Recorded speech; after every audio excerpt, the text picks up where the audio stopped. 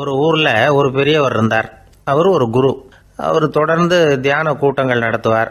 அந்த கூட்டத்தில் கலந்துக்கிறதுக்காக பல ஊர்கள்ல இருந்து சீடர்கள் நிறைய பேர் வருவாங்க போவாங்க. ஒரு நாள் அங்கே கூட்டம் நடந்துகிட்டு இருக்குது. அந்த சமயத்தில் சீடர்களில் ஒருத்தன் என்னத்தையும் திருடி விட்டான். மற்ற சீடர்கள் அதை கவனிச்சுட்டாங்க. இவன் ஆப்பிட்டுக்கிட்டான். கூட்டம் முடிஞ்ச பிற்பாடு இவன் திருடின விஷயத்தை அந்த பெரியவர்கிட்ட போய் சொன்னாங்களாம். அவர் கவனத்துக்கு கொண்டுகிட்டு போனாங்க. ஆனால் அவர் இதை காதிலே போட்டுக்கல, கண்டுக்கவே இல்லை. போய் சொன்ன சீடர்களுக்கெல்லாம் ஏமாத்தமாக போயிட்டுது.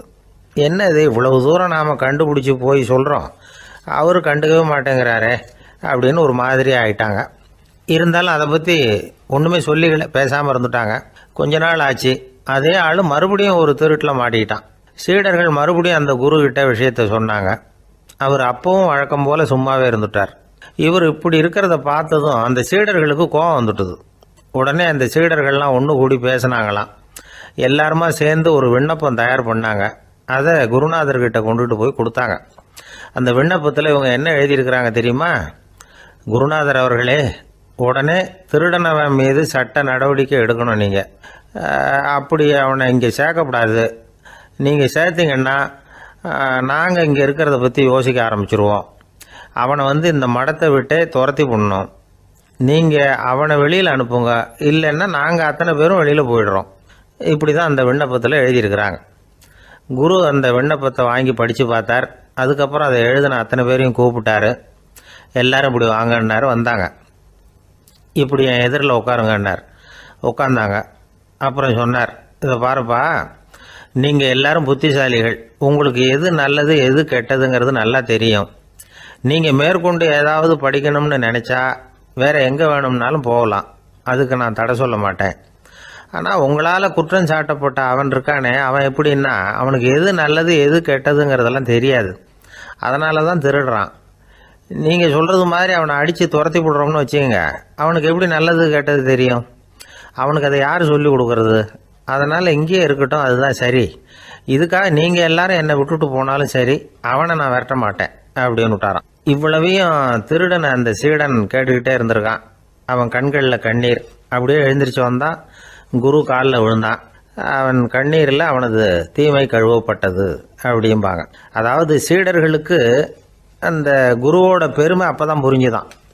ஒரு நல்ல ஆசிரியர் இருக்காருன்னு வச்சுங்க, நல்லா படிக்கிற பையனுக்கு தான் பாடம் சொல்லி கொடுப்பேன்னா அது என்ன பெரிய விஷயமா?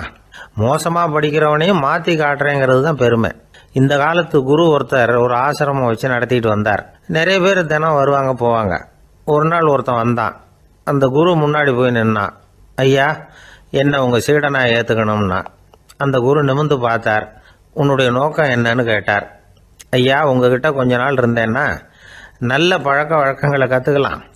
அதுக்கப்புறம் வெளியில் போய் ஒரு நல்ல தொழில் தொடங்கி வாழ்க்கையில் முன்னுக்கு வரணுங்கிறது தான் என்னோட நோக்கம் அப்படின்னா. நீ சொல்கிறது சரி, ஆனால் உன்னால் இங்கே நல்ல பழக்க வழக்கங்களை கற்றுக்க முடியலேன்னு வச்சுக்கோ, அப்போ என்ன பண்ணுவேன் அப்படின்னு கேட்டார் அவர். அப்படி ஆச்சுன்னா என்ன, உங்களை மாதிரியே ஒரு ஆசிரமம் ஆரம்பித்து அதுக்கு குருவாக இருந்துட்டு போகிறேன் அப்படின்னா. ஒரு ஊரில் ஒரு குரு இருந்தார். ஒரு நாள் அவரை தேடிட்டு ஒருத்தன் வந்தான். உனக்கு என்ன வேணும்னு கேட்டார் குரு. எனக்கு ஞான தெளிவு வேணும், அதுக்கு உங்கள் உபதேசம் எனக்கு தேவைன்னா. உபதேசம் வேணும்னா அதை பெற்றுக்கொள்ளுகிற அளவுக்கு தகுதி உள்ளவனா உன்னை தயார்படுத்திக்கணுமேன்னார். அதுக்கு நான் என்ன செய்யணும் சொல்லுங்கன்னா, முதல்ல நீ செய்ய வேண்டியது என்னன்னா, உங்ககிட்ட இருக்கிற எல்லா கெட்ட குணங்களையும் விட்டுட்டு ஒரு வருஷம் கழிச்சு வா, அப்புறம் பார்க்கலான்னார். அவ்வளவுதானே, சரின்னு சொல்லிவிட்டு அவன் போயிட்டான். ஒரு வருஷம் கழிச்சு வந்தான். அவன் அங்க சேர்ந்த சமயத்துல அந்த ஆசிரமத்தின் மண் தரைய ஒரு வேலைக்காரன் பெருக்கி சுத்தம் பண்ணிட்டு இருக்கிறான். அந்த மண் தரையிலிருந்து எழுந்த புழுதி அதிகமா இருந்தது. அது காத்துல கலந்தது. சீடனையே மறைக்கிற அளவுக்கு ஆயிட்டுது. ஒரே புழுதி மயம். சீடனுக்கு கோபம் வந்துட்டுது. அந்த வேலைக்காரனை அடிக்கிறதுக்காக கையை வாங்கிட்டு போனான். அவன் ஓடி போய் குரு கிட்ட சொல்லிவிட்டான்.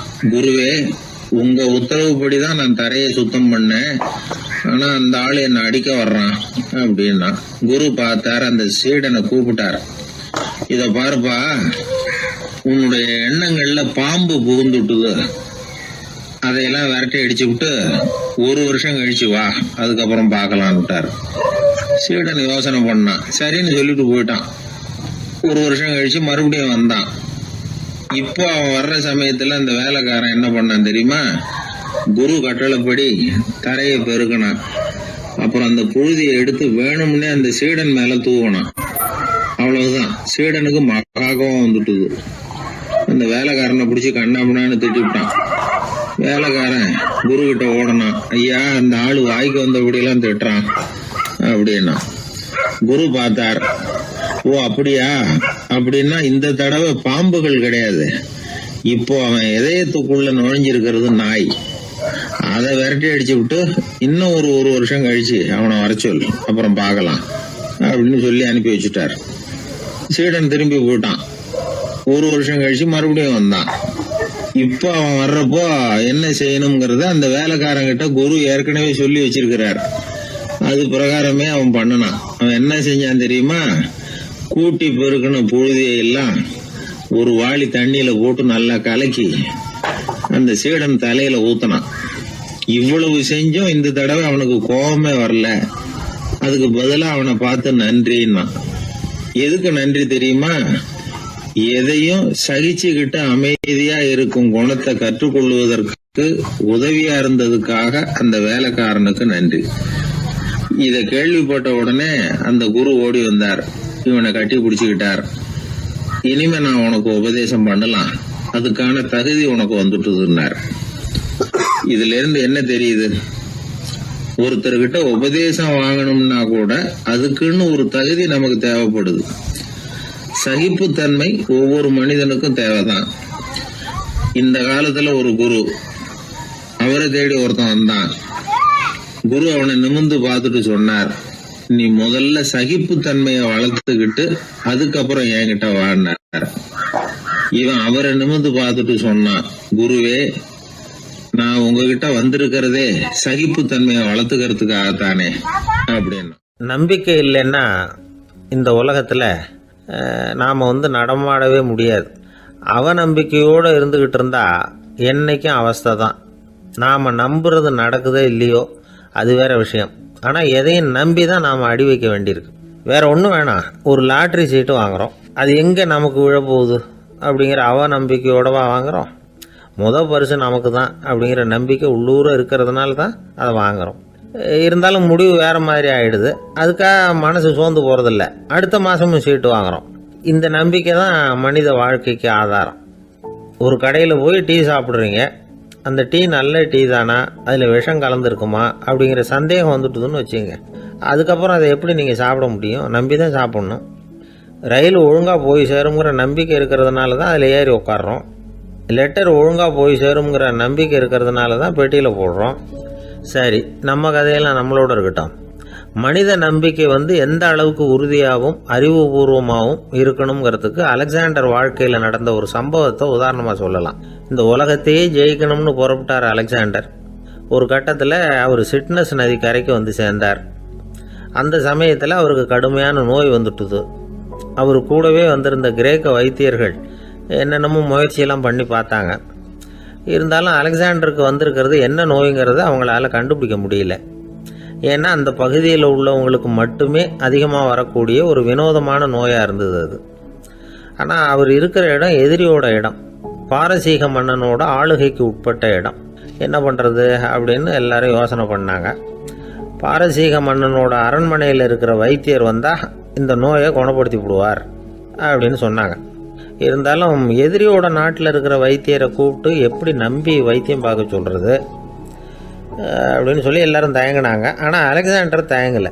பரவாயில்ல, அழைச்சிட்டு வாங்கன்னு விட்டார். உடனே அவரை போய் அழைச்சிட்டு வந்துட்டாங்க. அவர் வந்தார். அலெக்சாண்டர் உடம்பை பரிசோதனை பண்ணி பார்த்தார். சரி, இதை குணப்படுத்தி விடலாம், பயப்பட வேண்டியதில்லை. ஆனால் இதுக்கு ஒரு மூலிகை ரசம் தயார் பண்ணி கொடுக்கணும். நான் போய் அதை தயார் பண்ணிவிட்டு 2 நாளில் திரும்பி வந்துடுறேன் அப்படின்னு சொல்லிவிட்டு போனார் அந்த வைத்தியர். அதே மாதிரி 2 நாளில் திரும்பி வந்தார் மூலிகை ரசத்தோட. இதுக்கு இடையில் அலெக்சாண்டரோட தளபதிகளில் ஒருத்தர் ரகசியமாக ஒரு எச்சரிக்கை கடிதம் கொடுத்து அனுப்பியிருக்கிறான். அதை வாங்கி என்ன விஷயம்னு பார்த்தார். இப்போ உங்ககிட்ட வந்திருக்கிற எதிரி நாட்டு வைத்தியரை நம்பாதீங்க, அவன் கொண்டுகிட்டு வந்திருக்கிற மூலிகை ரசத்தில் விஷம் கலந்துருக்குது அப்படின்னு அதில் எழுதியிருக்கு. அதை பார்த்தார் அலெக்சாண்டர். இருந்தாலும் கொஞ்சம் கூட அலட்டிக்கல. வைத்தியர் கொடுத்த மருந்தை வாங்கி கடகடன்னு குடிச்சுட்டார். குடிச்சுட்டு அதுக்கப்புறம் அந்த கடிதத்தில் இருந்த விஷயத்தை அந்த வைத்தியர்கிட்ட சொன்னார். வைத்தியர் தகைச்சு போயிட்டார். தன் மேலே அலெக்சாண்டர் வச்சிருக்கிற நம்பிக்கையை பார்த்து அவருக்கு ரொம்ப வியப்பு. வைத்தியர் உண்மையிலேயே நல்ல மருந்து தான் கொண்டுட்டு கொடுத்துருக்கிறார். அதில் விஷம்லாம் எதுவும் கலக்கலை. அதுக்கப்புறம் அலெக்சாண்டர் அந்த வைத்தியரை பார்த்து சொன்னாராம், நம்பிக்கைங்கிற அச்சாணியை ஆதாரமாக வச்சுக்கிட்டு தான் இந்த உலகம் சுற்றிக்கிட்டு இருக்குது. எனக்கு எதிரியாக இருந்தாலும் பாரசீக மன்னர் ரொம்ப பெரியவர். அப்பேற்பட்ட மன்னருடைய அரண்மனை வைத்தியர் தொழில் நேர்மை இல்லாதவராக இருக்க மாட்டார். அப்படி இருந்தால் அவரை அரண்மனை வைத்தியராக வச்சிருக்கவே மாட்டாங்க அப்படின்னு நம்பினேன். என்னுடைய நம்பிக்கை வீண் போகலை அப்படின்னாராம். இதுதான் மானுட நம்பிக்கைங்கிறது. இந்த காலத்துலேயும் இது மாதிரி இந்த மானுட நம்பிக்கையை ரொம்பவும் சாமர்த்தியமாக கையாளுகிற கெட்டிக்காரங்க சில பேர் இருக்கிறாங்க. இந்த காலத்து குரு, அவருக்கு ஒரு சிஷ்யன். குரு முன்னாடி அந்த சிஷ்யன் ரொம்ப பணிவாக நின்று, குருவே, உங்கள் கையால் விஷத்தை கொடுத்தாலும் அதை வாங்கி மடமடன்னு குடிச்சிருவேன் அப்படின்னா. உன்னுடைய குரு பக்தியை மெச்சினேன் அப்படின்னார் குரு. அதுக்கு அந்த சிஷ்யன், அப்படி இல்லை குருவே, உங்ககிட்ட சிஷ்யனாக இருக்கிறத விட உங்கள் கையால் விஷத்தை வாங்கி குடிச்சு விடுறது ரொம்ப நல்லது, அதனால தான் அப்படி சொன்னேன் அப்படின்னா. அந்த ஆள் என்னை கண்ணா பண்ணான்னு திட்டி விட்டான் சார், அதை நினச்சா எனக்கு ரொம்ப வருத்தமாக இருக்குது அப்படின்னு சொல்லி கவலைப்பட்டார் ஒருத்தர். இதில் கவலைப்படுறதுக்கு என்ன இருக்குது அப்படின்னார் ஒரு பெரியவர். அவர் ஒரு மகான். என்ன சார் இப்படி சொல்கிறீங்க, ஒருத்தர் நம்ம பார்த்து திட்டுனா வருத்தமாக இருக்காதா அப்படின்னார். அது எப்படி வருத்தமாக இருக்கும், திட்டுறதுங்கிறது என்ன, அது வெறும் சத்தம் தானே அப்படின்னார் அந்த பெரியவர். நம்ம ஆளுக்கு தலையை பிச்சுக்கலாம் போல இருந்தது. இருக்காது அப்படின்னா நமக்கு அப்படி தானே தோணுது. அந்த பெரியவர் சொல்கிறது ரொம்ப பெரிய விஷயம். அதை நாம் புரிஞ்சிக்க முயற்சி பண்ணலாம்னா நடைமுறை வாழ்க்கைக்கு அது ஒத்து வர்றது மாதிரி தெரிய மாட்டேங்குது. இருந்தாலும் அந்த பெரியவர் அதுக்கு என்னதான் விளக்கம் கொடுக்குறாருன்னு பார்ப்போமே. ஒரு ரயில் போயிட்டுருக்கு, அதில் ஒரு சாது போயிட்டுருக்கார். அந்த ரயில் அவர் ஹரித்வாரம் போயிட்டுருக்கார். அவர் ரயிலில் ஏகப்பட்ட கூட்டம். நம்ம ஊர் ரயில் கேட்க வேணும், டிக்கெட் வாங்கிட்டு கொஞ்சம் பேர், வாங்காத கொஞ்சம் பேர். அது என்னத்துக்கு அனாவசியமாக டிக்கெட் அப்படிங்கிற நினப்பில் பாதி பேர். இந்த கூட்டத்துக்கு மத்தியில் அந்த சாதுவும் போயிட்டு இருக்கிறார். உட்கார்றதுக்காக இருந்த இடத்துல ஒரு ஆள் படுத்திருக்கிறான், கொஞ்சம் முரட்டு ஆசாமி. அவன் காலு பக்கத்தில் கொஞ்சோண்டு இடம் பாக்கி இருந்தது. அந்த இடத்துல இந்த சாது உட்காந்துருந்தார். மெதுவாக உட்காந்துக்கிட்டார் போய். ஆனால் அந்த ஆள் ராத்திரி பூரா இவரை காலால் உதச்சிக்கிட்டே இருக்கிறான். அது இவருக்கு ரொம்ப அவமானமாக பட்டுது. அதனால் துக்கம் ஏற்பட்டது. இருந்தாலும் அதை ஒரு மாதிரியாக சகிச்சுக்கிட்டே இவர் சேர்ந்தார். பொழுது விடிஞ்சது. அந்த சாது ஹரித்வார் சேர்ந்தார். அங்கே ஒரு பெரிய ஞானியை சந்தித்தார்.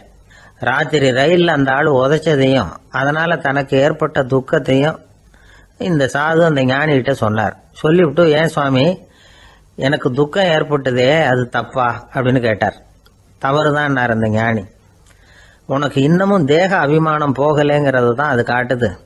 அஷ்டாவக்கிரர் என்ன சொல்றார் தெரியுமா, உண்மையான ஞானி யாராவது தன்னை வந்தனை செய்தால் அதற்காக சந்தோஷப்பட மாட்டார், யாராவது நிந்தனை செய்தால் அதற்காக வருத்தப்பட மாட்டார் அப்படின்னு சொல்றார். நிந்தனைங்கிறது ஒரு ஒலி தான்.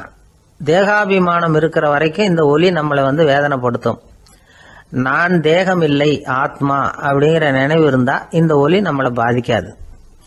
மனு என்ன சொல்றார் தெரியுமா, ஒரு சாதகன் பாராட்டுதலை விஷம்னு நினைச்சு பயப்படணும், அவமானத்தை அமிர்தம்னு நினைச்சு சந்தோஷப்படணுங்கிறார்.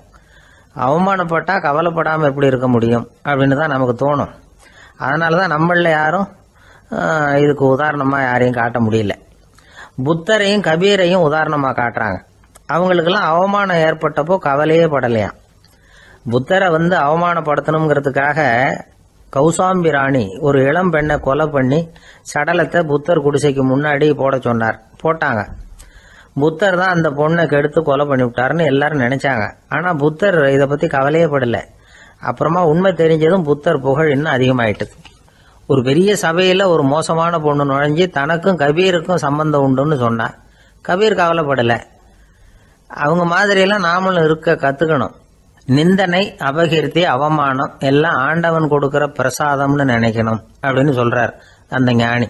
இதை கேட்ட இந்த காலத்து ஆசாமி ஒருத்தர், நான் கூட அப்படிதான் சார், யாராவது அவமானப்படுத்தினா கவலைப்பட மாட்டேன். நேற்று கூட ஒருத்தர் என்ன பலார்னு அரைஞ்சுட்டார், நான் கொஞ்சம் கூட கவலைப்படலை, பேசாமல் வந்துட்டேன்னார். ஏன் அப்படி வந்துட்டீங்க அப்படின்னு. அவர் அரைஞ்சதுலேயும் ஒரு அர்த்தம் இருந்தது, அதனால தான் அப்படி வந்துட்டேன்னார். ஏன் அரைஞ்சாருன்னு கேட்டேன். 10 வருஷத்துக்கு முன்னாடி 15 ரூபா அவர்கிட்ட கடன் வாங்கினேன். அதை கேட்டு கேட்டு பார்த்துட்டு கடைசியாக தான் அரைஞ்சார் அப்படின்னார். ஆண்டவனுடைய பிரசாதம் இவருக்கு அடிக்கடி கிடைக்கும் போல இருக்கு. ஒரு காடு, அங்கே புத்தர் அவர் பாட்டுக்கு நடந்து போய்கிட்டே இருக்கிறார். அவருக்கு பின்னாடி ஒரு குரங்கு, அதுவும் தொடர்ந்து வந்துக்கிட்டே இருக்குது. புத்தர் திரும்பி பார்த்தார். குரங்கு அப்படியே குதித்து உயர எழும்பி ஒரு கிளையில் போய் உக்காந்துது. ஏன் இப்படி பண்ணுறேன்னு கேட்டார் புத்தர். என்னை சாதாரணமாக நினைக்க வேணாம், நான் மகாமந்தி, என்னால் எல்லாம் முடியும், முடியாதுங்கிற வார்த்தையே என்னுடைய அகராதியில் கிடையாது, என்ன வேணும்னாலும் செய்வேன் அப்படின்னுது. அப்படின்னா ஒரு பந்தயம் வச்சுக்கலாமான்னாரு இவர். வச்சுக்கலாமேன்னுது. வேற ஒன்றும் இல்லை, இப்போ நீ மேலே எழும்பி அந்த கிளையில் உட்காந்தது மாதிரி அங்கேருந்து தாவி என் உள்ளங்கையில் உட்காரணும், அவ்வளவுதான் அப்படின்னார். அப்படி உட்காந்துட்டா என்ன பரிசு அப்படின்னு கேட்டது அது. சொர்க்கத்தில் இருக்கிற மாமன்னன் மரகத சக்கரவர்த்தியை என்னோட இருக்கும்படியாக கூப்பிட்டுக்கிறேன். அந்த சமயத்தில் அவருடைய அரியணை அங்கே காலியாயிடும், நீ அதில் போய் உட்காந்துக்கலாம். பந்தயத்தில் தோத்துட்டா ஒரு கல்ப காலம் இந்த பூமியில் வாழ வேண்டியிருக்கும், அதுக்கு பிறகு தான் என்கிட்ட வர முடியும், என்ன சொல்கிற அப்படின்னார். குரங்குக்கு தாவறது ஒரு பெரிய காரியமா? இது எனக்கு ரொம்ப சாதாரண விஷயம், என்ன இப்போவே தாவட்டுமா அப்படின்னுது. சரின்னு சொல்லி உள்ளங்கையை நீட்டினார். அவருடைய கை தாமரை இலை அளவுக்கு அப்படியே விரிஞ்சுது. குரங்கு சௌகரியமாக உட்கார்றதுக்காக. குரங்கு தாவறதுக்கு தயாராச்சு. அதுக்கு முன்னாடி ஒரு சின்ன யோசனை அதுக்கு. இந்த கிளையிலேருந்து அந்த கைக்கு தாவறது எனக்கு ரொம்ப அற்பமான ஒரு வேலை, இது ரொம்ப சாதாரணம், என்னுடைய கௌரவத்துக்கு இது சரியாக இருக்காது. அதனால் நான் என்ன பண்ண போகிறேன்னா, இங்கேருந்து கிளையிலேருந்து அப்படியே உயர எழும்ப போகிறேன். எழும்பி மேல் உலகம் போய் அங்கே ஒரு சுற்றிவிட்டு அதுக்கப்புறம் அங்கேருந்து நேராக இந்த கையில் உட்கார போகிறேன் அப்படின்னு நினச்சது. என்ன யோசிக்கிற அப்படின்னார் புத்தர். ஒன்றும் இல்லை, இந்த பாயிரம் பார் அப்படின்னு சொல்லி தாவி உயர போயிட்டுது. கொஞ்ச நேரத்தில் வான உலகத்துக்கே போய் சேர்ந்துட்டுது. அங்கே போய் பார்த்தா அங்கே ஒரு 5 பளிங்கு தூண்கள் இளம் சிவப்பு நிறத்தில் நின்றுக்கிட்டு இருக்குது.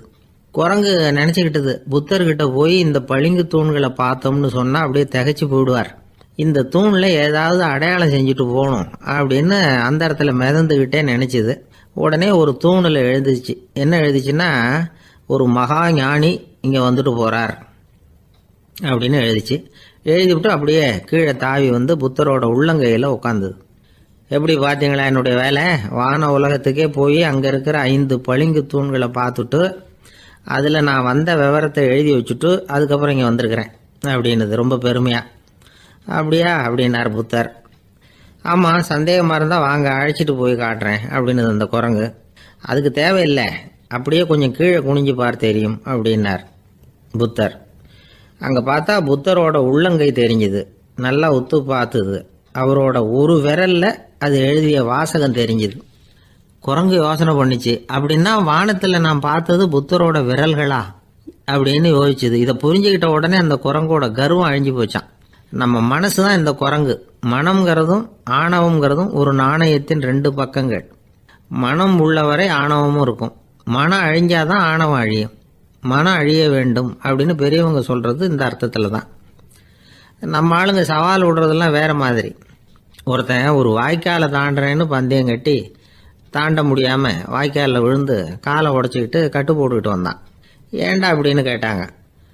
நான் பந்தயம் கட்டின நேரம் சரியில்லை அப்படின்னா. எப்படிறான்னு கேட்டிருக்காங்க. வாய்க்காலில் தண்ணி இருக்கிற நேரமாக பார்த்து பந்தயம் கட்டியிருக்கணும் அப்படின்னா. அங்கே ஒரு புதர் தெரியுது இல்லையா, இந்த புதருக்குள்ளே ஒரு சிங்கம் இருக்குது. அந்த பக்கமாக நான் போகிறப்போ வர்றப்போலாம் அது என்கிட்ட வம்பு வளர்க்குது, தகராறு செய்யுது, என் மேலே பாயுது, என்னை தாக்குது, ஏன்னு தெரியல அப்படின்னுது. இதை கேட்டதும் அந்த குரங்கு சொல்லிச்சு, இனிமேல் கவலைப்படாத, இந்த தடவை நான் உன்னை காப்பாற்றுறேன்னுது. அதுக்கப்புறம் ஒரு நாள் அந்த குரங்கும் கழுதியும் அந்த புதர் பக்கமாக போய்கிட்டு இருந்தாங்க. எதிர்பார்த்தது மாதிரியே நடந்தது. அந்த சிங்கம் எதிரில் வந்தது, கழுதியை பார்த்தது, உடனே அது மேலே பாய ஆரம்பிச்சுட்டுது. அவ்வளவுதான். உடனே இந்த குரங்கு என்ன பண்ணிச்சு தெரியுமா, கிடுகிடுன்னு ஒரு மரத்து மேலே ஏறி உட்காந்துக்கிட்டது. அங்கே உட்காந்துக்கிட்டு கீழே அந்த கழுதியும் சிங்கமும் போடுற சண்டையை வேடிக்கை பார்க்க ஆரம்பிச்சுட்டுது. கொஞ்ச நேரம் கழித்து அடிபட்ட காயத்தோடு அந்த கழுதை மெதுவாக நடந்து வந்தது. குரங்கு மெல்ல மரத்தை விட்டு கீழே இறங்குச்சு. இப்போ கழுதை கேட்டுது, என்னை காப்பாற்றுறேன்னு சொல்லிவிட்டு காலை வாரி விட்டுட்டியே, நீ பாட்டுக்கு மரத்து மேலே ஏறி உட்காந்துக்கிட்டே, இது நியாயமானது. குரங்கு பரிதாபமாக அதை பார்த்துது. நான் மரத்து மேலே இருந்து நீங்கள் 2 பேரும் சண்டை போட்டதை பார்த்துக்கிட்டு தான் இருந்தேன். உன்னோட சத்தம் தான் அதிகமாக இருந்தது, அது நீ சிரிக்கிற மாதிரி எனக்கு கேட்டுது, அதனால் நீ தான் ஜெயிச்சுக்கிட்டு இருக்க போல இருக்கு அப்படின்னு நினச்சிவிட்டேன்னுது. இன்றைக்கி பல பேர் இப்படி தான் இருக்கிறாங்களாம். யார் ஜெயிக்கிறாங்க யார் தோக்குறாங்கங்கிறத முகத்தை பார்த்து கூட கண்டுபிடிக்க முடியறதில்ல, பேசுகிற பேச்சை வச்சு கூட கண்டுபிடிக்க முடியறதில்ல. தோற்கிறவங்க கூட சிரிக்கிற மாதிரி முகத்தை வச்சுக்கிறான். இன்றைய மனிதர்கள்கிட்ட ஏகப்பட்ட முரண்பாடுகள். பொய் முகங்களோட உலவுகிறவர்கள் தான் அதிகம். உண்மை முகம் எங்கே இருக்குது அப்படிங்கிறத புரிஞ்சுக்கிட்டு நண்பர்களை தேர்ந்தெடுக்கணும் அப்படிங்கிறது ஒரு முக்கியமான கருத்து. கடவுள் இந்த உலகத்தை படைச்சு விட்டு அதுக்கப்புறமும் கொஞ்ச நாள் இங்கேயே தங்கியிருந்தாராம். அப்போ தான் அவருக்கு ஒரு உண்மை புரிஞ்சுதான் இந்த உலகத்தில் தங்கி இருக்கிறது எவ்வளவு இடைஞ்சல்னு. தினமும் மனிதர்கள் தேடி வந்து ஏதாவது புகார் சொல்லிக்கிட்டே இருந்தாங்களாம். எனக்கு அது வேணும் இது வேணும்னு கேட்டுக்கிட்டே இருந்தாங்களாம். சில பேர் வந்தாங்க, நாங்கள் வந்து விவசாயம் பண்ணுறோம், தண்ணி இல்லாமல் பயிர் காயுது, எங்களுக்கு மழை வேணும் அப்படின்னாங்க. அவங்க போனதும் அதுக்கப்புறம் சில பேர் வந்தாங்க, நாங்கள் வந்து மண்பானை செய்கிறவங்க நிறைய பானை செஞ்சு வச்சுருக்குறோம், மழை பெஞ்சால் எல்லாம் கரைஞ்சி வீணாக போயிடும், அதனால் இன்றைக்கி மழை பெய்யக்கூடாதுன்னாங்க. கடவுள் பார்த்தார், அவருக்கு என்ன பண்ணுறதுன்னே தெரியல, ஏகப்பட்ட குழப்பம், தலையை பிச்சுக்கலாம் போல் இருந்தது, கிட்டத்தட்ட பைத்தியம் பிடிக்கிற அளவுக்கு ஆகிட்டுது. எல்லாருடைய ஆசைகளையும் அவரால் நிறைவேற்ற முடியல, ஏன்னா ஒன்றுக்கு ஒன்று முரண்பாடாக இருந்தது.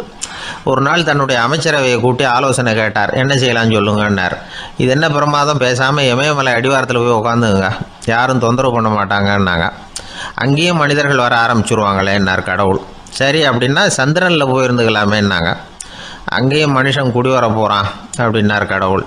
வெகு தூரத்துக்கு அப்பால் உள்ள நட்சத்திர மண்டலத்துக்கு போயிடலான்னாங்க. இதெல்லாம் நிரந்தர தீர்வாகாது, நிரந்தரமாக இந்த மனிதனுடைய தொல்லையிலேருந்து நான் விடுபடணும், அதுக்கு ஏதாவது வழி சொல்லுங்கன்னார் கடவுள். ஒரு வயசான ஆள் வந்தார். கடவுளுக்கு காதோட காதாக ஒரு வழியை சொன்னார். கடவுளுக்கு முகம் மலர்ந்தது. அதுதான் சரி, அப்படியே செஞ்சுடலான்னார். அந்த ஆள் சொன்ன ரகசியம் என்ன தெரியுமா? மனிதனால் அடைய முடியாத ஒரு இடம் இருக்குது, அது வேறு எங்கேயும் இல்லை, அவனுக்கு உள்ளே இருக்குது, அங்கே போய் மறைஞ்சிங்க, அதுக்கப்புறம் மனிதர்களால் உங்களுக்கு தொந்தரவு இருக்காதுன்னார். மனிதன் நினைக்காத இடம் அதுதான். அதாவது உள்ளுக்குள்ளே இருக்கிற உண்மையை புரிஞ்சிக்காமல் வெளியில் எங்கேயோ அது இருக்கிறதாக நினச்சி வரட்டிக்கிட்டு அலையிறான் மனுஷன். உள்ளே இருக்கிற உண்மை புரிஞ்சால் நாம் தன்னம்பிக்கையோடு தலை நிமிர்ந்து வாழலாம். வேடிக்கையாக ஒரு கதை சொல்லுவாங்க, இதை பாருங்கள், நம்ம பையன் எங்கே பணம் வச்சாலும் எடுத்து விட்றான், என்ன பண்ணுறதுன்னாங்க அம்மா. அப்பா கொஞ்சம் நேரம் யோசனை பண்ணார். அதுக்கப்புறம் சொன்னார், அவன் கண்ணில் படாத இடமா நம்ம வீட்டில் இருக்கிறது ஒரே இடம்தான், அங்கே பணத்தை வை திருட்டு போகாதுன்னார். அது எந்த இடம்னு கேட்டாங்க. அதுதான் அவன் பாட புஸ்தகம், அதில் வச்சிரு, அவன் தொடவே மாட்டான், பாட புத்தகத்தை தொடாமல் பரீட்சையில் வெற்றி பெற முடியாது அப்படிங்கிறத புரிஞ்சுக்கணும். உள்ளே இருக்கிற உண்மையை தொடாமல் வாழ்க்கையில் வெற்றி பெற முடியாது. அதனால் உண்மையை புரிஞ்சுக்கிட்டால் வாழ்க்கையில் வெற்றி நிச்சயம். ஆசைப்படுறதுல தப்பு இல்லை, ஆனால் அந்த ஆசை தேவைக்கு தகுந்த மாதிரி இருக்கணும். தேவைக்கு மீறிய ஆசைகள் இருக்கு பாருங்க, அது தேவையில்லை. இந்த கருத்தை வலியுறுத்தது மாதிரி ஒரு கதை உண்டு. தேவேந்திரனுக்கு திடீர்னு வீடு கட்டணும்னு ஒரு ஆசை வந்துதான். வீடுன்னா நாம கட்டுற மாதிரி இல்லை, தேவேந்திரன் வீடுன்னா சும்மாவா, ஒரு பிரம்மாண்டமான அரண்மனை கட்டணும். அது மாதிரி இந்த 3 லோகத்திலையும் ஒரு அரண்மனை கிடையாது அப்படின்னு எல்லாரும் சொல்லணும். இது அவனோட ஆசை.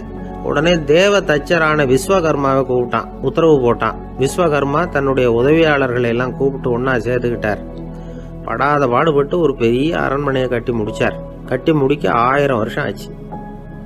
தேவேந்திரன் வந்து பார்க்குறான், அவனுக்கு திருப்தி ஏற்படலை.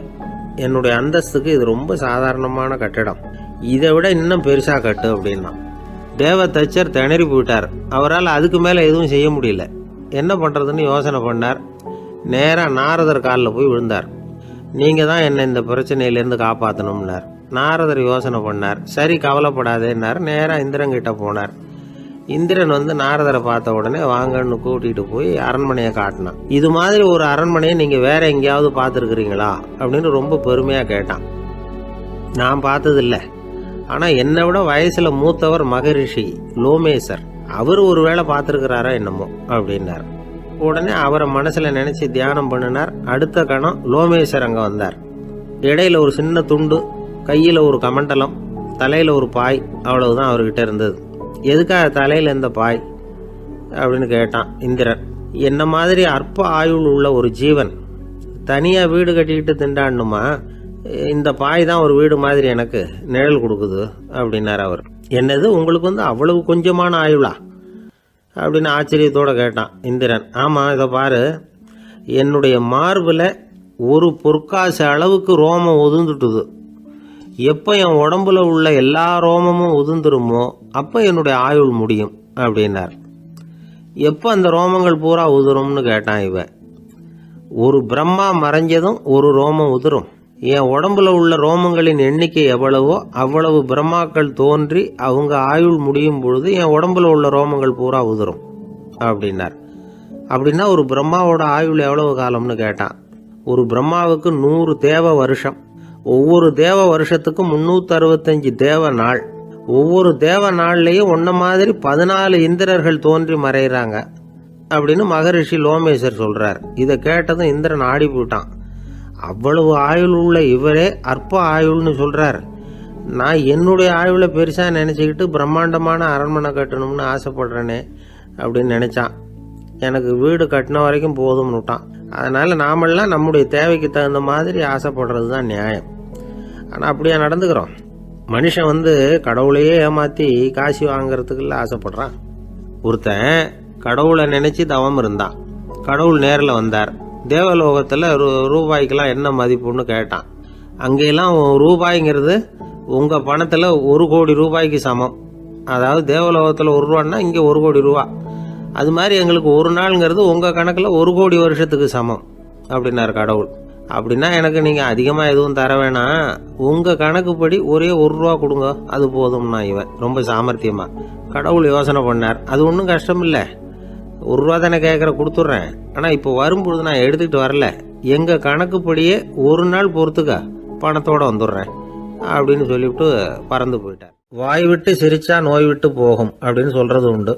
அது என்ன வெறும் அலங்காரத்துக்காக சொன்ன வார்த்தையா, இல்லை அர்த்தத்தோடு சொன்ன வார்த்தையா அப்படின்னு யோசிச்சா அதில் நிஜமாவே அர்த்தம் இருக்குதுன்னு தான் தெரியுது. ஆதாரபூர்வமாக அதுக்கு சில நிரூபணங்களும் இருக்குது. நார்மன் கசின்ஸ் அப்படின்னு ஒருத்தர் இருந்தார். அவர் ஒரு அமெரிக்க பத்திரிகை ஆசிரியர். அவருக்கு ஏதோ ஒரு விதமான அழற்சி நோய், இன்ஃப்ளமேஷன் டிசீஸ். அது டாக்டர்கள்லாம் அதுக்கு என்ன விதமான வைத்தியமும் கிடையாது அப்படின்னு சொல்லி பல இதெல்லாம் பார்த்துட்டு கடைசியாக சொல்லிவிட்டாங்க அதுக்கு வைத்தியமே இல்லைன்ட்டாங்க. டாக்டர்கள் தான் சொல்லிவிட்டாங்களே, அதனால் இது இப்படியே இருந்துட்டு போகட்டும் அப்படின்னு விட்டுற வேண்டியது தானே. ஆனால் அவர் அப்படி நினைக்கல. உடனே அவர் என்ன பண்ணார்னா, ஆஸ்பத்திரி ரூமை காலி பண்ணார். ஹோட்டலில் போய் ஒரு ரூம் எடுத்துக்கிட்டார். அங்கே போனார். தினமும் அவருக்கு பிடிச்ச தமாஷான படங்களை எல்லாம் டிவியில் போட்டு பார்த்துக்கிட்டு இருந்தார். சிரிப்பு வரக்கூடிய புத்தகங்களை எல்லாம் படித்தார். கொஞ்ச நாள் ஆச்சு, அவருக்கு இருந்த தொந்தரவு குணமாக ஆரம்பிச்சிட்டுது. இதை கேள்விப்பட்ட உடனே பழைய டாக்டர்கள்லாம் ஓடி வந்தாங்க. ஓடி வந்து பார்க்குறாங்க, அவர் உடம்பை சோதனை பண்ணி பார்க்குறாங்க. பார்த்தா அவர் உடம்பு குணமாகறதுக்கு உதவியாக இருந்தது சிரிப்பு தான் அப்படிங்கிறத விஞ்ஞானபூர்வமாக அவங்க ஒத்துக்கிட்டாங்களாம். இருந்தாலும் சிரிப்பு எந்த முறையில் எந்த விதத்தில் உதவி பண்ணுது அப்படிங்கிறத இன்னமும் சரியாக புரிஞ்சிக்க முடியல. ஆனாலும் ஒரு சில விஷயங்கள் மட்டும் புரியுது. அது என்னன்னா, சிரிப்பு சுவாசத்தை மேம்படுத்துது, ரத்த அழுத்தத்தை குறைக்குது, உடம்பு குணமாகறதுக்கே உரிய சில ஹார்மோன்கள் அதிகமாக உருவாக்கி வர்றதுக்கு வழி செய்யுது. இந்த அளவுக்கு தான் சிரிப்போட செயல்பாட்டை நாம் புரிஞ்சிக்க முடியுது. இருந்தாலும் இதை பற்றி கண்டுபிடிக்க வேண்டியது இன்னமும் ஏராளமாக இருக்கு. அதையெல்லாம் விவரமாக கண்டுபிடிக்கிற வரைக்கும் நாம் காத்துக்கிட்டு இருக்க வேண்டியதில்லை. இப்போவே தாராளமாக சிரிக்கலாம். அதில் என்னத்துக்கு சிக்கணும், காசா பணமா? சிரிப்புன்னா ஹாஹான்னு சத்தம் போட்டு சிரிச்சாதான் உடம்புக்கு நல்லதுன்னு இல்லை. லேசான புன்னகை கூட உடம்புக்கு நல்லது செய்யுமா. லேசா புன்னகை பூத்தா அந்த சமயத்தில் நாம் எப்படி ஆகுது, நம்ம உடம்பு பூரா அமைதி அடையுதான்.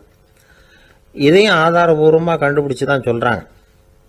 எப்போவாவது மனசு சங்கடமாக இருக்கிறப்போ கொஞ்சம் முயற்சி பண்ணி முகத்தில் புன்னகையை கொண்டுகிட்டு வந்து பாருங்கள். அதோட சுகம் உங்களுக்கு அனுபவித்து பார்த்தா தான் தெரியும்.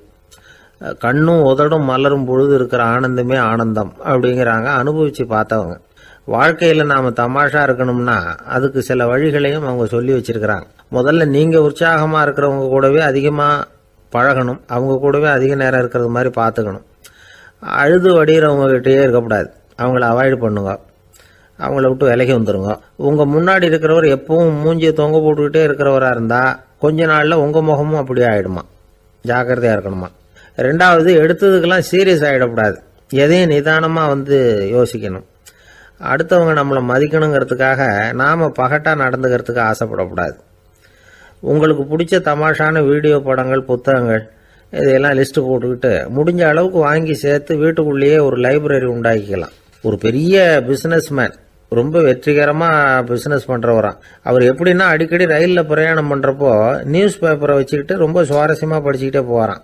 நியூஸ் பேப்பரில் அப்படி என்ன சுவாரஸ்யமான விஷயம் அப்படின்னு எட்டி பார்த்தா அதுக்குள்ளே ஒரு காமிக் புஸ்தகத்தை வச்சுக்கிட்டு படிச்சுக்கிட்டு இருப்பாராம். என்னங்க அப்படின்னு கேட்டால், என் மனசு லேசாக இருக்கிறதுக்கு இது ரொம்ப உதவியாக இருக்குது அப்படின்னு பாரான். அது ஒரு பக்கம் இருக்கட்டும். சிரிப்புன்னா எல்லா விதமான தமாஷும் உடம்புக்கு நல்லதுன்னு நினைச்சிடக்கூடாதான். ஜேம்ஸ் கரோல் அப்படிங்கிற அமெரிக்க உளவியல் நிபுணர் என்ன சொல்றாரு தெரியுமா? அடுத்தவங்களை குறை சொல்றது, கேலி பண்றது, நையாண்டி பண்றது, இது மாதிரியான நகைச்சுவையெல்லாம் நல்லது செய்யறது இல்லைங்கிறார் அவர். அடுத்தவங்களை தொந்தரவு பண்ணாத ஜோக்குகள் தான் எப்பவும் நல்லது.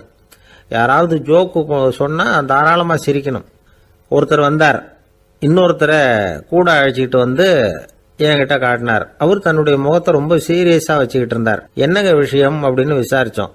வந்தவர் எங்களை பார்த்து சொன்னார், சார், இவர் கூட ஒரு பெரிய ப்ராப்ளம்னார். என்னன்னு, ஏதாவது ஒரு ஜோக்கு சொன்னால் உடனே சத்தம் போட்டு சிரிக்க ஆரம்பிச்சுடுறார் சார் அப்படின்னார். ஜோக்கை கேட்டுட்டு சிரிக்க ஆரம்பித்தா அது ப்ராப்ளம் இல்லையே அப்படின்னு சொன்னோம். சிரிக்க ஆரம்பிக்கிறது ப்ராப்ளம் இல்லை சார், ஆனால் அப்படி ஆரம்பிக்கிற சிரிப்பை அதுக்கப்புறம் நிறுத்தவே மாட்டேங்கிறார். நாள் கணக்கில் அது பாட்டுக்கு போயிட்டு இருக்கு, அதுதான் ப்ராப்ளம் அப்படின்னார் அவர். இந்த காலத்து புள்ள ஒருத்தன் தன்னோட அப்பாவை பார்த்து சொன்னான், அப்பா, நான் உனக்கு உதவி செய்யலாம்னு நினைக்கிறேன், என்ன உதவி செய்யணும்னு சொல்லு அப்படின்னா. நீ சும்மா இருந்தால் அதுவே எனக்கு செய்கிற பெரிய உதவிடா அப்படின்னார் அப்பா. சும்மா இருக்கிறதும் ஒரு உதவி தான், அது மாதிரி மௌனமும் ஒரு சமூக சேவை தான் அப்படிங்கிறார் காஞ்சி பெரியவர். நமக்கு 5 புலன்கள் இருக்குது, மெய், வாய், கண், மூக்கு, செவி. இந்த 5லேயும் அதிகப்படியான வேலை எதுக்குன்னு நினைக்கிறீங்க? வாய்க்கு தான். ஏன்னா அதுக்கு 2 வேலை. இப்போ கண்ணுக்கு பார்க்குறது மட்டும்தான் வேலை, காதுக்கு கேட்குறது மட்டும்தான் வேலை, மூக்குக்கு வாசனை அறியறது தான் வேலை, உடம்புக்கு உணர்றது மட்டும்தான் வேலை. ஆனால் வாய் அப்படி இல்லை, அதுக்கு 2 வேலை. சாப்பிட்றதும் அதுதான், பேசுகிறதும் அதுதான். அதாவது வாய் ஒன்று தான் கர்மேந்திரியமாகவும் இருக்குது, ஞானேந்திரியமாகவும் இருக்குது அப்படின்னு சொல்லுவாங்க. சாப்பாட்டில் உட்காந்தா எந்தெந்த ஆகாரம் என்னென்ன ருசின்னு அறிவிக்கிற வேலையும் செய்யுது. சபையில் உட்காந்தா பாடுறது, பேசுறது, சிரிக்கிறது, இது மாதிரியான வேலையும் செய்யுது. இன்னொரு வித்தியாசம், கண்ணு, காது, மூக்கெல்லாம் ஸ்ட்ரெயின் பண்ணிக்கிட்டு வேலை செய்கிறதில்ல. ஒரு ரோஜா பூவை பார்த்தா உடனே மூக்கு அப்படியும் இப்படியும் அசைய ஆரம்பிக்கிறது இல்லை. ஒரு சங்கீதத்தை கேட்ட உடனே காது ஆட ஆரம்பிக்காது. ஆனால் வாய் அப்படி இல்லை, அது பேசினாலும் சரி சாப்பிட்டாலும் சரி அசைஞ்சு தான் ஆகணும். ஆக மற்றதை விட வாய்க்கு வேலை ஜாஸ்தின்னு தெரியுது. சாப்பிட்றது, பேசுறது அப்படின்னு 2 காரியம் அதுக்கு. இப்படி 2 காரியம் இருக்கிறதுனால அது 2ஐயும் பாதியாக குறைச்சிக்கணுங்கிறது கடவுள் அபிப்பிராயமாக இருக்கணும் அப்படிங்கிறார் காஞ்சி பெரியவர். ஆனால் இப்போ நாம் அப்படியா நடந்துக்கிறோம்? அதுக்கு நேர்மாறாக நடந்துக்கிறோம். நாம் சாப்பிட்றதும் அதிகம், பேசுகிறதும் அதிகம், 2 வேலையையும் தேவைக்கு அதிகமாகவே செய்கிறோம். வாய் தான் ரொம்ப ஓவர் ஒர்க்குடு. அதுக்கு ஓய்வு கொடுத்தா உடம்பும் நல்லாயிருக்கும், உலகமும் நல்லாயிருக்கும். மௌன விரதம் இருக்கிறதெல்லாம் எதுக்காக நினைக்கிறீங்க? இதுக்காக தான். இந்த காலத்தில் மௌனமாக இருக்கிறவங்கெல்லாம் மகத்தான தொண்டு செய்கிறாங்க அப்படின்னு தான் சொல்லணும். சத்தம் அதிகமாக போய் தான் சவுண்டு பொல்யூஷன் வருது. அது மட்டும் இல்லை, மௌனமாக இருந்தால் சண்டை சச்சரவே வராது. மௌனம் கலக நாஸ்தி. ஆக இதுவும் ஒரு சமூக சேவை தான். நமக்கு தான் வாய் இருக்குதுங்கிறதுக்காக வசமாக சாப்பிட்றதும் தப்பு, வளவளன்னு பேசுகிறதும் தப்பு. ஒரு கருத்தை சொல்கிறதுக்கு ஒரே ஒரு சொல்லு போதும் அப்படின்னு இருக்கும்பொழுது 2 சொற்களை செலவு பண்ணாதே. எவ்வளவு சொன்னாலும் அதனால் ஒரு பயனும் விளையாது அப்படின்னு தெரிய வருமேயானால் அந்த ஒரு சொல்லையும் விரயம் பண்ணாதே அப்படிங்கிறார் ஒரு அறிஞர். எல்லா குணங்கள்லேயும் மௌனம்தான் சிறந்தது அப்படிங்கிறார் ஒருத்தர். மௌனமாக இருக்கிறது மூலமாக மற்றவர்கள் குறைகளை நம்மளால் தெரிஞ்சிக்க முடியும். அதே சமயத்தில் நம்மகிட்ட இருக்கிற குறைகளை மற்றவங்களுக்கு தெரியாமல் மறைச்சிக்கவும் முடியுங்கிறார் அவர். உண்மைதானே? ஒரு பெரிய மேடை பேச்சாளர், பொது வாழ்க்கையில் 25 வருஷ காலமாக ஈடுபட்டிருக்கிறவர். அவர் மனைவி ஒரு நாள் சொன்னாங்க, எங்கள் வீட்டுக்காரர் 25 வருஷ காலமாக பொது வாழ்வில் ஈடுபட்டிருந்தா கூட இந்த மாதம் 10ஆம் தேதியிலேருந்து தான் மக்களுக்கு சேவை செய்ய ஆரம்பிச்சிருக்கார் அப்படின்னு நாங்கள் ரொம்ப பெருமையாக. 10ஆம் தேதிக்கு அப்படி என்ன விசேஷம் அப்படின்னு கேட்டோம். அன்னையிலேருந்து தான் அவர் மேடையில் பேசுகிறத நிறுத்தினார் அப்படின்னாங்க அந்த அம்மா. ஒரு காட்டில் ஒரு நரி இருந்தது. ஒரு நாள் காலை நேரம் அது தன்னுடைய இருப்பிடத்திலிருந்து வெளியில் வந்தது. கொஞ்சம் தூரம் நடந்து வந்தது. அப்போ தான் அது தன்னோட நிழலை கவனித்து பார்த்தது. பார்த்தா அது ரொம்ப நீளமாக பெருசாக இருக்குது. காலை நேரத்தில் நிழல் அப்படி தானே இருக்கும். ஆனால் அந்த நரிக்கு அந்த விஷயம் தெரியல. தன்னுடைய நீண்ட பெரிய நிழலை பார்த்து ஆச்சரியப்பட்டது. ஆஹா, நாம் இவ்வளவு பெருசாக இருக்கிறோம் அப்படின்னா என்னுடைய காலை சாப்பாட்டுக்கு ஒரு யானை இல்லைன்னா ஒரு ஒட்டகம் கிடைச்சாதான் சரியாக இருக்கும் போல இருக்கு அப்படின்னு முடிவு பண்ணிட்டுது. உடனே ஒரு யானை அல்லது ஒட்டகத்தை தேடி அலைஞ்சுது, எங்கே கிடைக்கும்னு. கிடைக்கவே இல்லை. மத்தியானம் 12 மணி ஆயிட்டுது. பசியோடு அலையுது. இப்போ தன்னோட நிழலை பார்த்தது. அது மத்தியான நிழல் எப்படி இருக்கும், அது ரொம்பவும் குறுகி போய் தெரிஞ்சுது. உடனே அந்த நரி என்ன நினச்சிக்கிட்டு தான் தெரியுமா, காலை ஆகாரம் சாப்பிடாததுனால நம்ம உடம்பு இப்படி அழிச்சு போட்டுதே அப்படின்னு நினச்சிக்கிட்டு தான். கொஞ்ச நேரம் கழித்து மறுபடியும் தன்னுடைய நிழலை பார்க்குது. அது இன்னமும் குறுகி போய் காலடியிலேயே வந்துட்டுது. அதுக்கு பயமாக போயிடுது. ஐயையோ, இன்னும் கொஞ்ச நேரத்தில் நாம் இறந்துருவோம் போல இருக்க, இப்போ என்ன செய்யறது? இந்த சமயத்தில் ஒரு எறும்பு கிடைச்சா கூட போதும், அதை நம்ம காலை ஆகாரமாக நினச்சி சாப்பிட்டுள்ளாமே அப்படின்னு நினச்சிதான். நம்முடைய நிழல் கூட நம்மளை மாதிரியே தான் அடிக்கடி மாறிக்கிட்டே தான் இருக்குது. அது எப்பவும் ஒரே மாதிரி இருக்கிறது இல்லை. மனிதனுக்கு ஏற்படுகிற தன்முனைப்பு இருக்கு பாருங்க, ஈகோ, அது கூட ஒரு நிழல் மாதிரி தானா. அப்படி நினைக்க ஆரம்பிச்சுட்டா அதனால ஏதும் பிரச்சனை வராதான். தன்முனைப்பை நிழல் போலவே ஏற்றுக்கொள்ளுங்கள் அப்படிங்கிறது பெரியவங்க கருத்து. ஒரு காரியத்தை வெற்றிகரமாக நல்ல விதமாக செஞ்சு முடிக்கிறோம்னு வச்சுக்கோங்க, அந்த சமயத்தில் ஒரு வித நுட்பமான தற்பெருமை நமக்குள்ள உண்டாகுது. இது இயற்கையானது, அதனால இது மேலே பற்று வைக்கக்கூடாது. அப்படி வைக்க ஆரம்பிச்சுட்டா அந்த தற்பெருமை ஒரு நிரந்தர விருந்தாளியாக நம்மகிட்ட தங்கிக்கும். நம்ம நிழல் எப்படின்னு பாருங்க, நாம் நடக்கும் பொழுது நம்ம பின்னாடியே வரும். தன்முனைப்பையும் அப்படியே நினச்சிக்கோங்க. நிழல் யாருக்கும் எந்த பிரச்சனையையும் உண்டாக்குறது இல்லை. ஆனால் அந்த நிழலை கண்டே நாம் பயப்பட ஆரம்பிச்சுட்டா நாம் எதுலேயும் வெற்றி காண முடியாது. நிழலோட சண்டை போடக்கூடாது. அது மாதிரி தன்முனைப்போடவும் நாம் சண்டை போட வேண்டியதில்லை. இல்லாத ஒன்றோடு சண்டை போடுறது எப்படின்னா, அது இருட்டோட சண்டை போடுறது மாதிரி. நாம் நிழல் கிடையாது, நம்ம கிட்ட இருக்கிற தன்முனைப்பு ஒரு நிழல். நம்ம நிழலையும் நமக்கு சமமாக பார்க்குறோம் பாருங்க, அங்கே தான் சிக்கலே ஆரம்பம். இப்போ நாம் நடந்து போய்கிட்டு இருக்கிறோம், நம்ம நிழல் தரையில் விழுது. யாரோ ஒருத்தர் நம்ம நிழல் மேலே காலை வச்சு நடந்து போகிறார். உடனே அவர்கிட்ட சண்டைக்கா போகிறோம், ஏண்டா என் நிழலை மிதிச்ச அப்படின்னு. நமக்கு தெரியும் அது நிழல் தாங்கிறது. அவர் உங்கள் மேலே நடக்கலை, உங்களுடைய நிழல் மேலே தான் நடக்கிறார். அது மாதிரி உங்கள் தன்முனைப்பின் மேலே யாராவது நடந்தால் உங்களை அவமானப்படுத்துறதா நினைக்கிறீங்க. காரணம், நாமளும் நம்ம தன்முனைப்பும் ஒன்றுங்கிற நினைப்பு தான் காரணம், மற்றபடி வேற ஒன்றும் கிடையாது.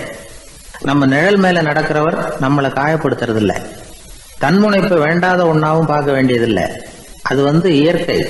நிழலை உங்கள் முன்னாடி வைக்க வேணாம், அது உங்கள் பின்னாடியே இருக்கட்டும். நிழலின் நிழலாகி விடாதீர்கள், நீங்கள் நீங்களாகவே இருங்கள். இதுதான் சான்றோர் சிந்தனை. ஒரு பேருந்தில் ஒரே நெரிசல். ஒருத்தர் பக்கத்தில் நின்றுகிட்டு இருந்தவர்கிட்ட ரொம்ப பணிவாக விசாரித்தார், ஏன் சார் நீங்கள் ஏதாவது பெரிய உத்தியோகத்தில் இருக்கிறீங்களா அப்படின்னார். அப்படிலாம் ஒன்றும் இல்லைங்க என்னார் அவர். அப்படின்னா வேற ஏதாவது அரசியலில் பெரிய பதவியில் இருக்கிறீங்களா அப்படின்னு கேட்டார். அதுவும் இல்லைங்கன்னார். சரி, பணமாவது அதிகமாக வச்சுருக்கீங்களா அப்படின்னு கேட்டார். அப்படிலாம் ஒன்றும் கிடையாது சார்னார் அவர். அப்புறம் எதுக்குடா என் காலை மிதிச்சுக்கிட்டு இருக்கிற, இடரா காலை அப்படின்னாராம் இவர். பிரம்மத்தை அறிந்தவன் பிரம்மமாகிறான் அப்படின்னு ஒரு பெரியவர் பேசினார் ஒரு கோவில்ல. தைத்திரிய உபனிஷத்து அப்படி சொல்லுதான். இதை கேட்கும் பொழுது நமக்கு ஒரு சந்தேகம் வரும். அது எப்படி? பிரம்மத்தை அறிந்தவன் பிரம்மம் ஆகிறான்னா, சிங்கத்தை அறிந்தவன் சிங்கம் ஆகிறானா, தோசையை அறிந்தவன் தோசை ஆகிறானா? இப்படிப்பட்ட சந்தேகம் நமக்கு வர்றதுல ஒன்றும் ஆச்சரியம் இல்லை. இது இயற்கை. இதுக்கும் அந்த பெரியவரே பதில் சொல்றார். சிங்கம் வேற, நாம வேற. அதனால சிங்கத்தை அறிந்தவன் சிங்கம் ஆக மாட்டான். ஆனா பிரம்மம் வேற, நாம வேற இல்லை. அதனால பிரம்மத்தை அறிந்தவன் பிரம்மமாகிறான் அப்படிங்கிறது அவரோட விளக்கம். மனிதன் அவன்தான் தான் பிரம்மங்கிறது தெரியாதனால தான் அதை வேற எங்கேயோ தேடிட்டு இருக்கிறான். கடைசியில் அது தான் தாங்கிறது புரிஞ்சுக்கிற பொழுது அவன் பிரம்மம் ஆயிடுறான். இதை விளக்கிறதுக்கு ஒரு உபநிஷத்து கதையே இருக்கு. நமக்கு தெரிஞ்ச கதை தான், ஆனால் அதை வேற விதமான அர்த்தத்தில் விளையாட்டாக சொல்லிட்டு இருக்கிறோம். ஒரு சமயம் ஒரு 10 நண்பர்கள் ஒரு காட்டு வழியாக போய்கிட்டு இருக்கிறாங்க. குறுக்க ஒரு நதி, அதை கடந்து அடுத்த பக்கம் போகணும். எல்லாரும் ஒரு வழியாக கடந்து அடுத்த கரைக்கு போய் சேர்ந்துட்டாங்க. அங்கே போய் சேர்ந்ததுக்கு அப்புறம் எல்லாரும் பத்திரமா வந்து சேர்ந்துட்டோமா அப்படின்னு தெரிஞ்சுக்கிறதுக்காக எண்ணி பார்க்குறான் அந்த கூட்டத்து தலைவன். அவங்க மொத்தம் 10 பேர். ஆனால் அவன் எண்ணி பார்க்குறப்போ 9 தான் வருது. ஏன்னா அவன் தன்னை விட்டுவிட்டான். எதிரில் நிற்கிறவங்கள மட்டுமே எண்றான். ஐயோ 10வது ஆள் எங்கேங்கிறான், பதறான். சரி நீ இரு, நான் எண்ணி பார்க்குறேன்னு சொல்லிவிட்டு இன்னொருத்தன் வந்து எண்றான். அவனும் தன்னை விட்டுட்டு எண்றான். 9 தான் வருது. எல்லாரும் கொய்யோ முறையோன்னு கத்த ஆரம்பிச்சிட்டாங்க. அந்த சமயத்தில் ஒரு பெரியவர் அந்த பக்கமாக வர்றார். என்ன விஷயம்னு விசாரிக்கிறார். 10வது ஆள் 6 அடிச்சுட்டு போட்டுது அப்படின்னு சொல்லி இவங்க அழறாங்க. சரி அழாதீங்க அப்படின்னு சொல்லி அந்த தலைவனை பார்த்து இப்படி வாங்குறார். வர்றான். இப்போ எனக்கு முன்னாடி ஒரு தரம் எண்ணு பார்க்கலாம்ங்கிறார். 1 2 3ன்னு ஆரம்பித்து 9ல் வந்து முடிக்கிறான். உடனே பெரியவர் நீ தான் அந்த 10வது ஆள் அப்படிங்கிறார். இது உண்மை. நாம தான் அது. நாம தான் நம்மளை வேற எங்கேயோ தேடிட்டு இருக்கிறோம். நாம எங்கேயோ தேடிட்டு இருக்கிறோமே, அந்த பிரம்மம் நாம தான். இப்படி ஒரு பெரிய உண்மையை விளக்கறதுக்காக தான் அப்படி ஒரு கதை சொல்லப்பட்டது. ஆனால் அதை வந்து நாம் வேற விதமாக வேடிக்கையாக உபயோகப்படுத்திக்கிட்டு இருக்கிறோம். எப்படி தெரியுமா? ஒரு ஆத்தங்கரையில் ஒரு 10 பேர் முழிச்சுக்கிட்டே நின்றுக்கிட்டு இருந்தாங்களாம். அந்த பக்கமாக வந்த ஒருத்தன் ஏன் இப்படி முழிச்சுக்கிட்டு நிற்கிறீங்கன்னு கேட்டிருக்கிறான். எங்களுக்கு நீச்சல் தெரியாது, நாங்கள்லாம் அடுத்த கரைக்கு போய் சேரணும் அப்படின்னாங்களாம். சரி நாங்கள் விட்டுட்டு போய் விடுறேன். எல்லாரும் அக்கறைக்கு போய் சேர்ந்த உடனே ஆளுக்கு ₹1 வீதமாக மொத்தம் ₹10 எனக்கு கொடுக்கணும் அப்படின்ட்டுருக்கான் இவன். சரின்னு ஒத்துக்கிட்டாங்க. இவன் ஒவ்வொருத்தராக கையை பிடிச்சி மெதுவாக ஆற்றுல இறக்கி அழைச்சிட்டு போயிட்டான். 9 பேரை கரை சேர்த்துட்டான். 10வது ஆள் பாதி ஆற்றுல போயிட்டு இருக்கிறப்போ திடீர்னு வெள்ளம் வந்துட்டுது. புடி நழுவி போச்சு. கையை விட்டுட்டான். வெள்ளம் அடிச்சிட்டு போட்டுது. அழைச்சிட்டு வந்தவன் நீச்சல் அடித்து தடுமாறி கரைக்கு வந்து சேர்ந்துட்டான். கரையில் இருந்தவங்களுக்கு இந்த விஷயம் தெரியாது. இருந்தாலும் இவன் உடம்பு பூரா நனைஞ்சி கொஞ்சம் அதிகமாக மூச்சு வாங்க நின்றுக்கிட்டு இருந்தானா. ஏங்க ஏன் இப்படி மூச்சு வாங்குது, என்ன விஷயம் அப்படின்னு கேட்டாங்களாம். அதுக்கு இவன் கொஞ்சமாக அலட்டிக்காம சொன்னானா, வேற ஒன்றும் இல்லை, நீங்கள் கொடுக்க வேண்டிய ₹10ல் ₹1 குறைஞ்சி போச்சு, அவ்வளவுதான் அப்படின்னா. ஒரே ஒரு ஊரில் ஒரு ராஜா இருந்தார். ரொம்ப நல்லவர். ஒரு நாள் அரண்மனையில் விசாரணை நடந்துகிட்டு இருக்குது. அதில் ஒரு வழக்கு. ஒரு விவசாயி வந்து புகார் கொடுக்குறார். என்ன புகார்னா, அவர் வயலில் ஆடுகள் வந்து மேய்ஞ்சி பயிரை அழிச்சுட்டுது. நிறைய உழைச்சி செலவு பண்ணி பயிரை உண்டாக்கி வச்சுருந்தேன், எல்லாம் போயிட்டுது. இனிமேல் நான் என்ன செய்யறது, நீங்கள் தான் சரியான தீர்ப்பு வழங்கணும் அப்படின்னார் அந்த விவசாயி. அந்த ஆடுகளுக்கு சொந்தக்காரர் யாருன்னு கண்டுபிடிச்சி அரண்மனைக்கு அழைச்சிட்டு வாங்கன்னு உத்தரவு போட்டார் ராஜா. சேவகர்கள் போனாங்க, ஆளை கண்டுபிடிச்சாங்க, கூப்பிட்டுக்கிட்டு அரண்மனைக்கு வந்துட்டாங்க. ராஜா விசாரணை பண்ணார். அப்புறம் விசாரித்து முடிச்சுவிட்டு தீர்ப்பு வழங்கினார். இந்த விவசாயி அடைந்திருக்கிற இழப்புக்கு ஈடாக உன்னுடைய ஆடுகளை அவங்ககிட்ட கொடுத்துட வேண்டியது அப்படின்னு சொல்லிவிட்டார். உன்கிட்ட இருக்கிற ஆடு பூரா அவன்கிட்ட கொடுத்துரு, அந்த ஆட்டுனால ஏற்பட்ட இழப்பு சரியா போகட்டும் அப்படின்னு தீர்ப்பு வழங்கிட்டார். அந்த மன்னருடைய மகன் இதை பார்த்துக்கிட்டே உட்காந்துருந்தான். இந்த தீர்ப்பை இன்னும் கூட சிறப்பாக வழங்கலாமே அப்படின்னு நினைச்சான். அப்பா கிட்ட சொன்னான். உடனே அந்த அரசர், சரி நீயே இதுக்கு சரியான தீர்ப்பு சொல்லு அப்படின்னார். அந்த இளவரசன் தீர்ப்பு சொல்றான். அவன் சொன்ன தீர்ப்பு என்னன்னா, உங்ககிட்ட இருக்கிற ஆடுகள் எல்லாத்தையும் 1 வருஷ காலத்துக்கு அந்த விவசாயிகிட்ட ஒப்படைச்சிட வேண்டியது. அந்த 1 வருஷத்துக்குள்ள அந்த ஆடுகள் போடுற குட்டிகள், பால், எரு எல்லாம் விவசாயி எடுத்துக்க வேண்டியது. 1 வருஷத்துக்கு அப்புறம் உங்களுடைய ஆடுகளை நீங்களே திருப்பி வாங்கிக்க வேண்டியது. இதுதான் இளவரசன் சொன்ன தீர்ப்பு. இது சரியான தீர்ப்பு தான். இனிமே என்னுடைய அரச பொறுப்புகளை இளவரசர் வசம் ஒப்படைக்கிறேன் அப்படின்னு சொல்லி ஒப்படைச்சுட்டாராம். அதாவது தாவூத் நபி, சுலைமான் நபி இவர்களுடைய சரித்திரத்தில் இந்த சம்பவம் காணப்படுறதாக ஒரு நண்பர் சொன்னார். ஒரு தண்டனையை பெறுகிறவன் அதுக்கு பிறகு சமூகத்தில் நல்ல விதமாக வாழறதுக்கு வாய்ப்பு இருக்கிறது மாதிரி அமையணும் தீர்ப்பு. அதுக்கு இது ஒரு உதாரணம். சில தீர்ப்புகள் எப்படி அமைஞ்சு விடுதுன்னா, ஒரு தண்டனையை அனுபவித்து முடித்தவன் அதுக்கப்புறம் அவன் இந்த சமூகத்தில் நல்லவனாக வாழறதுக்கு நினைச்சா கூட அதுக்கு தகுதி இல்லாதவன் அப்படிங்கிற அளவுக்கு சூழ்நிலை அமைஞ்சிருது. இது சிந்திக்க வேண்டிய ஒரு செய்தி. இன்னொரு ஊரில் ஒரு ராஜா இருந்தார். அவர் ஒரு நாள் ஒரு போட்டி வச்சார். என்ன போட்டின்னா, அரண்மனை வாசலில் ஒரு பெரிய நீச்சல் குளம், அதில் நிறைய விஷப்பாம்புகள். எந்த இளைஞன் துணிச்சலாக அதில் நீச்சல் குளத்தில் குதிச்சு நீந்தி கரையேறி வர்றானோ அவனுக்கு 100 ஏக்கர் நிலம் பரிசாக வழங்கப்படும். அது வேணாம்னா 1000 ஆடுகள் பரிசாக வழங்கப்படும். அதுவும் வேணான்னா என்னுடைய மகளை வந்து கல்யாணம் பண்ணிக்கலாம். இதுதான் மன்னருடைய அறிவிப்பு. பரிசுலாம் நல்லா தான் இருக்குது. இருந்தாலும் பாம்புகள் உள்ள குளம்ங்கிறது நல்லா இல்லையே. அதனால் யாரும் அதில் குதித்து நீஞ்சறதுக்கு முன் வரல. இருந்தாலும் திடீர்னு ஒரு இளைஞன் அந்த நீச்சல் குளத்தில் குதிச்சான். நீந்தினா ஒரு வழியாக கரையேறி வந்துட்டான். மன்னருக்கு ரொம்ப மகிழ்ச்சி. நீ தான் தைரியமான இளைஞன், வா இப்படின்னு கூப்பிட்டார். கிட்ட வந்தான். அந்த இளைஞன் தண்ணீர் சொட்ட சொட்ட வந்து நிற்கிறான். சரி, உனக்கு 100 ஏக்கர் நிலம் வேணுமான்னு கேட்குறார். வேண்டாங்கிறான். சரி, அப்படின்னா 1000 ஆடுகள் வேணுமான்னு கேட்குறார். அதுவும் வேணாங்கிறான். ஓ, அப்படின்னா என் பொண்ணை கல்யாணம் பண்ணிக்கிறியா அப்படின்னு கேட்குறாரு. அதுவும் வேணாங்கிறான். ராஜாவுக்கு ஒன்றும் புரியல. அப்படின்னா உனக்கு என்னதான் வேணும் அப்படிங்கிறார். என்னை பிடிச்சி இந்த குளத்துல தள்ளி விட்டவன் யாருங்கிறது எனக்கு தெரியணும் அப்படின்னா. ஒரு இளைஞன், வசதியான குடும்பம், அவனுக்கு வாழ்க்கையில நிம்மதி இல்ல, வாழவே பிடிக்கல, எல்லாம் வெறுத்து போச்சு. என்ன பண்ணலாம்னு யோசனை பண்ணான். ஒரு குருவை தேடிட்டு போனான். அவர்கிட்ட தான் வந்த விவரத்தை சொல்லி ஏதாவது வழி சொல்லுங்க சுவாமின்னு கேட்டான். அவரு பார்த்தார். சரி, அதுக்கு முன்னாடி உன்னை பத்தி கொஞ்சம் சொல்லு, எவ்வளவு படிச்சிருக்கிற, என்ன தெரியும் உனக்கு அப்படின்னு கேட்டார். சுவாமி, நான் ஒழுங்கா படிக்கல, எதுவும் தெரியாது, ஆனா ஒண்ணு, கொஞ்சம் சதுரங்கம் ஆட தெரியும் எனக்கு, அவ்வளவுதான். குரு கொஞ்சம் யோசனை பண்ணார். பக்கத்துல இருந்த ஒரு சீடனை கூப்பிட்டார். அவங்கிட்ட ஒரு பேரை சொல்லி, நீ உடனே போய் அந்த பிக்ஷுவை இங்க கூப்பிட்டுட்டு வா அப்படின்னார். வரும்பொழுது ஒரு சதுரங்க பலகையும் அதுல விளையாடுறதுக்கான காய்களையும் எடுத்துட்டு வா, அப்படியே நம்ம சீடர்கள் எல்லாரையும் இங்க வர சொல்லு அப்படின்னு சொன்னார். கொஞ்ச நேரத்துல எல்லாரும் வந்து சேர்ந்தாங்க.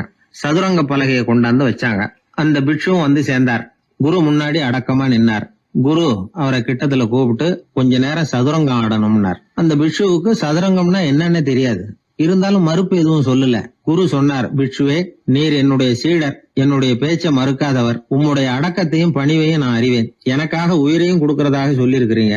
இப்போ அதுக்கான வாய்ப்பு வந்திருக்குது. நீங்க இந்த இளைஞனோட சதுரங்கம் ஆடணும். தோத்து போனா இந்த வாளால தலையை சீவி விடுவேன். ஆனா இறந்தாலும் உமக்கு சொர்க்கம் நிச்சயம். நீங்கள் வெற்றி பெற்றுட்டா தோற்று போன இந்த இளைஞனின் தலையை சீவி விடுவேன். சரி, இப்போ நீங்க ஆட ஆரம்பிக்கலாம்னார். ஆட்டம் ஆரம்பமாச்சு. அந்த பிக்ஷு முகத்துல சலனமே இல்ல.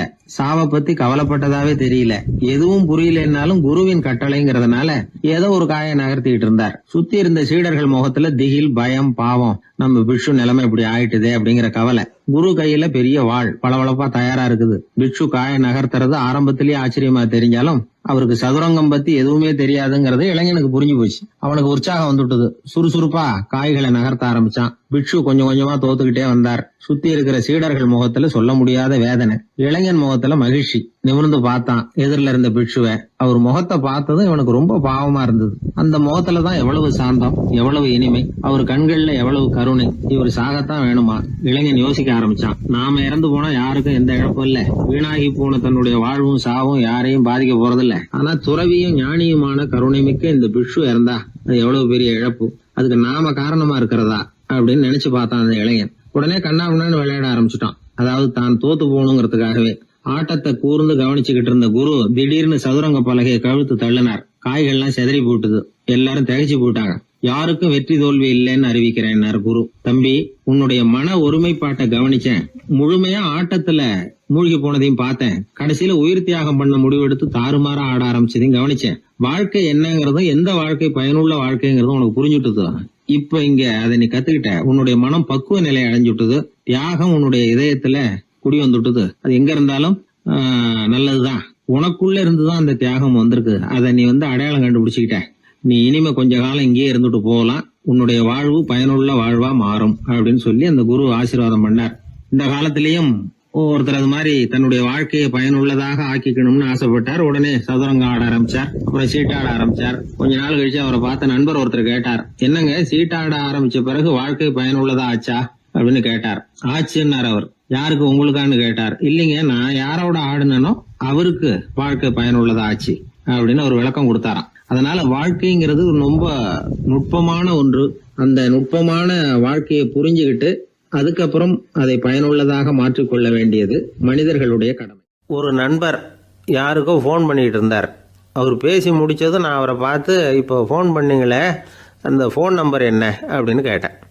அவர் தலையை சொரிஞ்சுக்கிட்டார். ஞாபகம் வரலன்னார். சரி சார், அதை விடுங்க, உங்கள் மனைவி பேர் என்ன அப்படின்னு கேட்டேன். மாலதின்னார். என்ன சார் இது வேடிக்கை, கொஞ்ச நேரத்துக்கு முன்னாடி பேசின ஃபோன் நம்பர் மறந்து போச்சு. எப்போவோ கல்யாணம் பண்ணிக்கிட்ட மனைவி பேர் மறக்கலை, அதை கரெக்டாக சொல்லிவிட்டீங்களே அப்படின்னு கேட்டேன். அவர் என்ன ஒரு மாதிரியாக பார்த்தார். அவர் அப்படி என்னை பார்த்ததில் ஒன்றும் தப்பு இல்லை. ஏன்னா நாம் எல்லாருமே அப்படித்தானே. ஒரு குறிப்பிட்ட காரியத்துக்காக தொலைபேசியில் ஒருத்தட்ட பேசுகிறோம். அதுக்கப்புறம் அந்த எண் நமக்கு அனாவசியம், அதனால் மறந்துடுறோம். இதுக்கு பேர் தான் தற்காலிக ஞாபகம். ஆனால் மனைவி பேரை மறந்துட முடியுமா? முடியாது. அது அவசியமான ஒன்று. அடிக்கடி அந்த பேரை உபயோகப்படுத்துகிறோம். அதனாலேயும் அது முக்கியங்கிறதுனாலேயும் அதை மறக்கறதில்ல. இதுக்கு பேர் நிரந்தர ஞாபகம். சரி, இந்த தற்காலிக ஞாபகம், நிரந்தர ஞாபகம், இது 2 ஞாபக அளவுகளையும் கட்டுப்படுத்துறது எது அப்படின்னா மூளைக்குள்ளே நடக்கிற மின்சார நடவடிக்கைகள் தான். தற்காலிக ஞாபகம் ஒரு மின்னல் மாதிரி தோன்றி மறையுது. நிரந்தர ஞாபகம் ஒரு படிவம் போல மூளையில் படிஞ்சுடுது. ஒரு சம்பவத்தின் பல பிரதிகள் மூளையில் பல்வேறு பகுதிகளிலேயும் படிகிறதுனால ஒன்று மறைஞ்சாலும் மறந்தாலும் இன்னொன்று மறையறதில்ல. இப்படிப்பட்ட நிலைமையில தான் இந்த தொண்டையில் இருக்கு, வாயில் வரமாட்டேங்குது சார் அப்படிமா. ஒருத்தருக்கு எந்த துறையில் ஆர்வமும் ஈடுபாடும் அதிகமோ அது சம்பந்தமான ஞாபக சக்தி அதிகமாக இருக்கும். தொழிலை விரும்புகிற ஒரு டெலிஃபோன் ஆப்ரேட்டருக்கு எண்கள்லாம் நல்ல ஞாபகம் இருக்கும். அது மாதிரி கவிஞர்களுக்கு வார்த்தைகள் நல்ல ஞாபகத்தில் இருக்கும். இது ஒரு பக்கம் இருந்தாலும் ஒரு மூளை எண்களை விட எழுத்துக்களை விட படங்களை ரொம்ப சுலபமாக ஞாபகத்தில் வச்சுக்குது. புரிஞ்சுக்கிற தன்மை, அனுபவம், புத்தி கூர்மை இது கூடி குறையிறத பொறுத்து ஞாபக சக்தியும் ஏறும் இறங்கும்.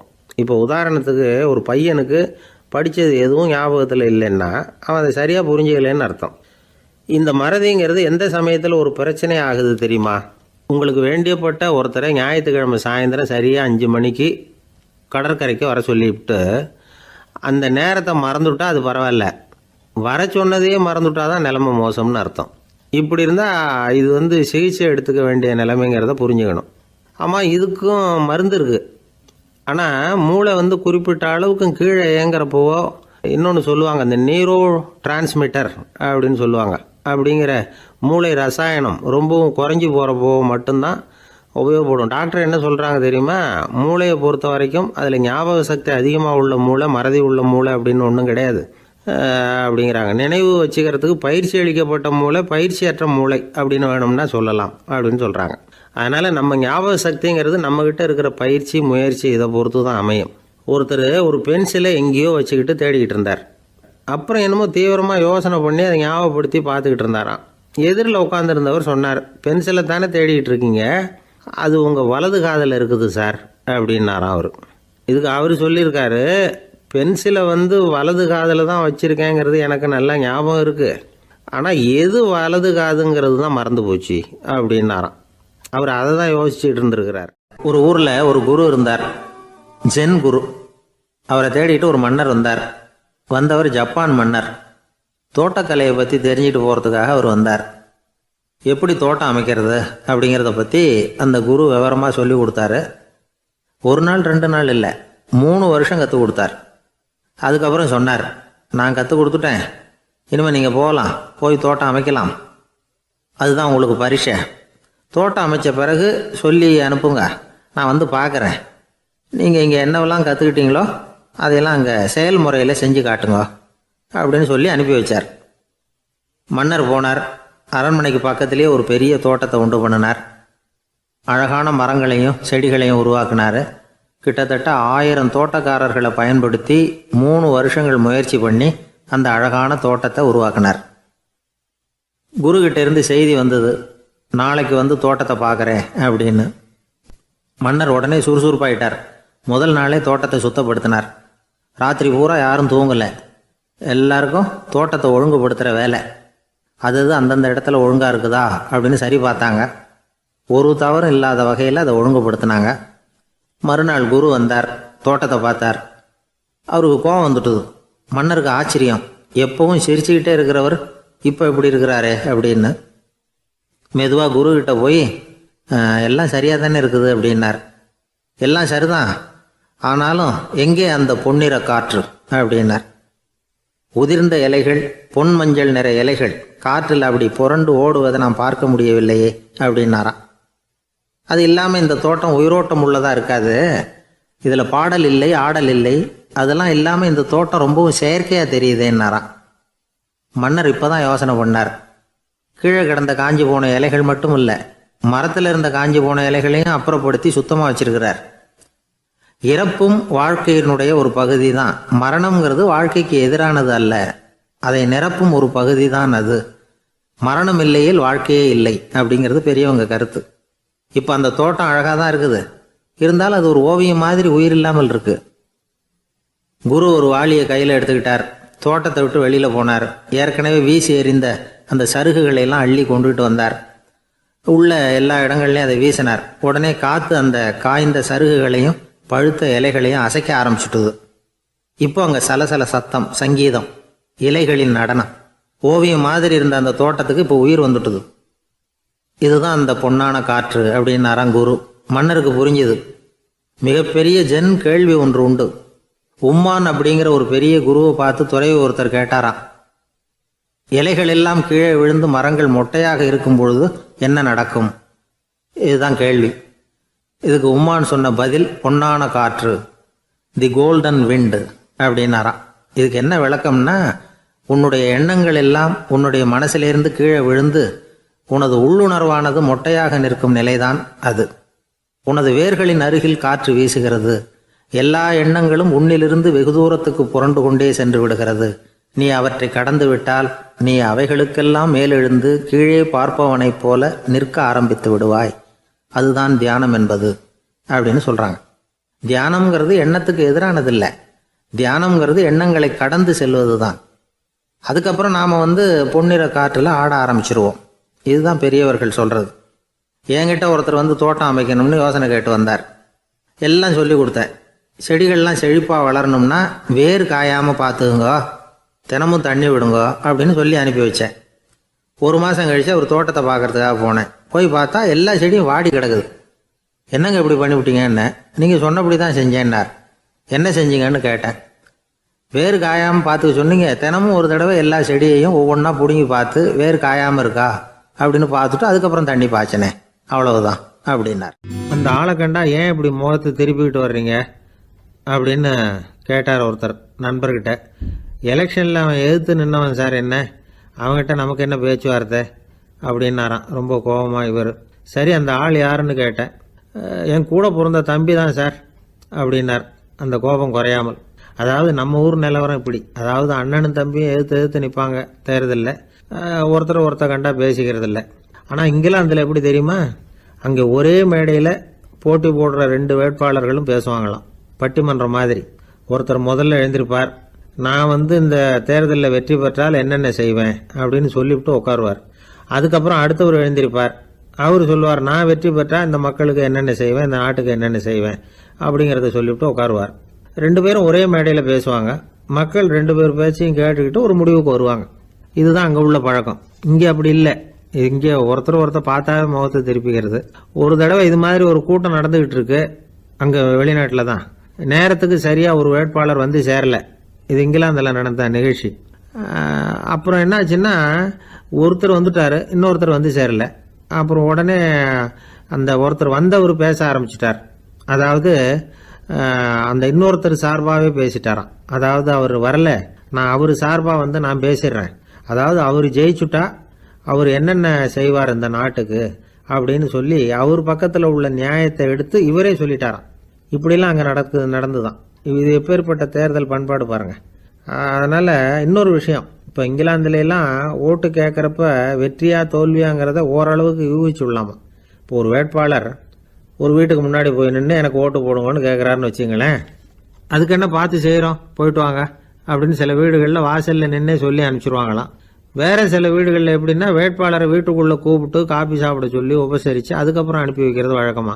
இதில் எந்த வீட்டு ஓட்டு நிச்சயம் தெரியுமா? வாசலில் நின்னே வழி அனுப்பி வச்சுடுறாங்க பாருங்க, அவங்க ஓட்டு நிச்சயம். உள்ளே கூப்பிட்டு காப்பி கொடுத்து அனுப்புகிறாங்க பாருங்க, அவங்க ஓட்டு நிச்சயம் இல்லையா. சரி, அப்புறம் ஏன் அந்த உபசரிப்பு அப்படின்னு கேட்டால் அதுக்கு ஒரு காரணத்தை சொல்கிறாங்க. அதாவது அது ஒரு அனுதாபத்தை தெரிவிக்கிற முறையா. ஐயோ பாவம், நாம் இவருக்கு ஓட்டு தான் போட போகிறதில்ல, எதையாவது செய்வோம், காப்பியாவது சாப்பிட்டு போட்டோம் அப்படிங்கிற எண்ணமா. இப்படி அந்த ஒரு பழக்கம். ஆக அந்த ஊரில் நிறைய காப்பி சாப்பிடணும்னு ஒருத்தர் ஆசைப்பட்டால் தேர்தலில் தோற்று போகிறதுக்கு தயாராக இருக்கணும். ஒரு சமயம் ஒரு ஊரில் தேர்தல் நடந்துதான்.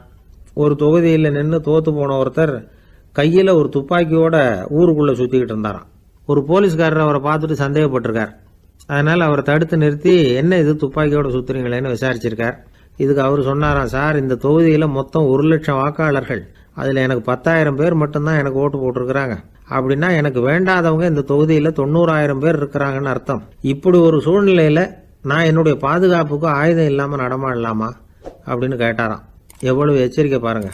நம்ம ஊரில் சில பேர் ஓட்டு கேட்குற விதமே தனி. ஒருத்தர் ரொம்ப சாமர்த்தியமாக ஓட்டு கேட்பாராம். அவர் எப்படின்னா, ஒரு வீட்டுக்கு போகிறாருன்னு வச்சுங்களேன், அந்த நேரம் அந்த வீட்டுக்காரரு என்ன செஞ்சுக்கிட்டு இருக்கிறாரோ அதே வேலையை இவரும் கொஞ்ச நேரம் செய்வாராம், அவருக்கு ஒத்தாசையா. அதுக்கப்புறம் மெதுவாக பேச்சு கொடுப்பார், ஓட்டு கேட்பார், இது மாதிரி எலெக்ஷனில் நிற்கிறேன் கவனிக்கணும்னு. அது மாதிரி ஒரு தடவை அவர் போனப்போ அங்கே அவர் என்ன பண்ணிட்டு இருக்காரு, வீட்டுக்கு